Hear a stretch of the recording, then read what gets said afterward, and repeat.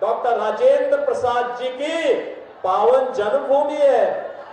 और ये बिहार देश की आजादी के बाद देश के सबसे बड़े राजनीतिक आंदोलन जिसने लोकतंत्र को बचाया था, सदैव जयप्रकाश जी की भी पावन धरा है।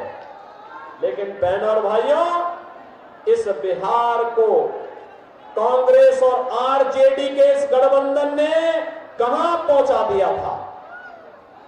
बिहार के लोगों के सामने, बिहार के नौजवानों के सामने पहचान का संकट खड़ा हो गया।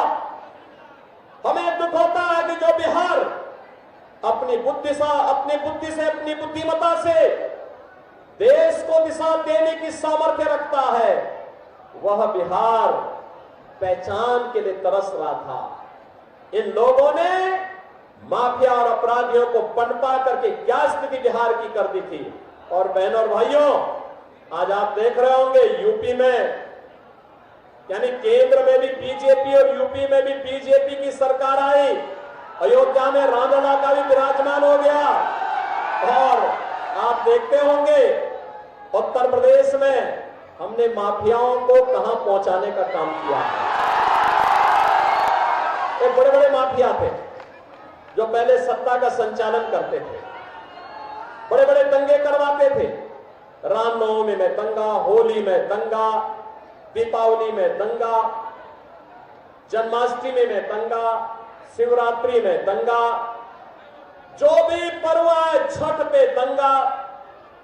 तो हम लोगों ने भी तय किया, मैंने कहा अगर मुझे मोदी जी ने यूपी की बागडोर सौंपी है तो इन दंगाइयों को रसातल तो जरूर पहुंचाऊंगा।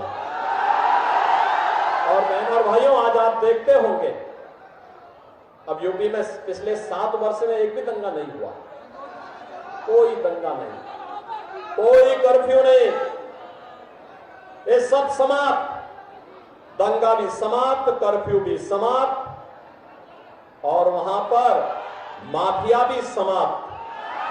अब महोत्सव होते हैं, महोत्सव, दीपोत्सव अयोध्या में, रंगोत्सव मथुरा में, देव दीपावली काशी में, और आपको अयोध्या में, काशी में, विंध्यवासिनी धाम में जाने का अवसर प्राप्त होता होगा। आज आप देखते होंगे जैसे अयोध्या तो ऐसे लग के जैसे त्रेता युग की अयोध्या साक्षात उतर आई हो।